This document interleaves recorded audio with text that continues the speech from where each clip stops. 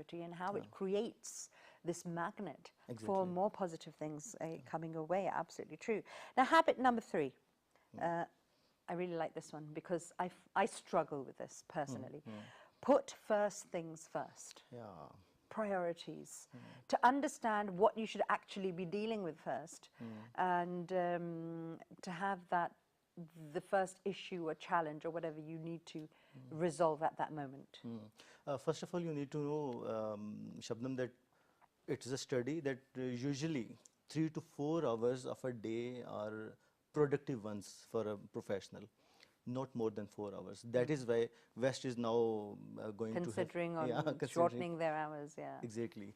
More breaks. After every 20 minutes, there should be a break of 5 to 10 minutes, and then you should be, start doing your work.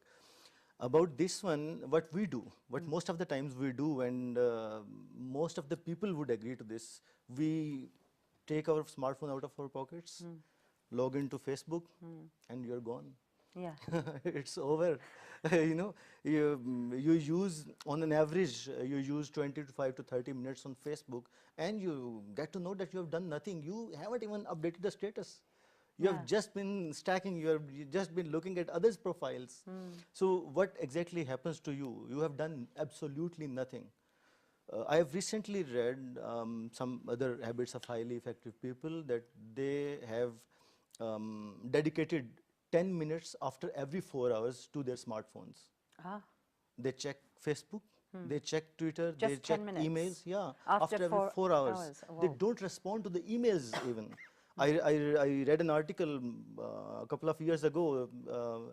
There was written that successful people respond to the emails within 10 minutes. It was an old study. I read it recently. This is another problem. Studies, all of a sudden you'll have a study that says something, and then you'll have another one that overlaps that one and says, no, okay, forget what we said before. And then but you need to stick to the one that suits you, your success. There are different stories. Of course, you cannot listen to everyone. You cannot follow everyone. But you need to know which suits your personality type. Maybe you're emotional and you... from negative comments, you are already always switched off. If you tell me you are a bad human, I'll switch off myself and it will not work the whole day. So I need to know my personality type, that I'm emotional enough, and I'll be responding to such events and kill myself, of course, after such comments. So I should tell you, Shabnam, please hold on. I'll listen to you in the evening, and then I'll go back home and consider your comments.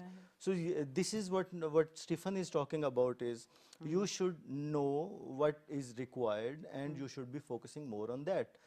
You should have the urgent from the not urgent, the important from the not important. Exactly. You should know your even your friends who are telling you stories, and you should have courage to say no to them. Please stop, hold on. Now that is a big thing, being able to say no, because I find that is a huge challenge for some people. We'll talk about that one later as well. Habit number 4, think win-win. That's a good one. But how many people